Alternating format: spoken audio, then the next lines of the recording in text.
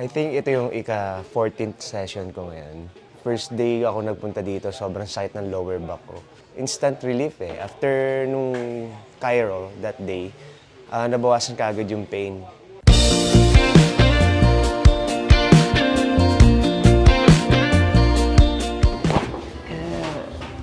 Okay.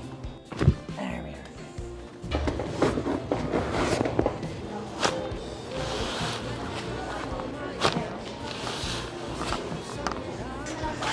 Thank you, Doc.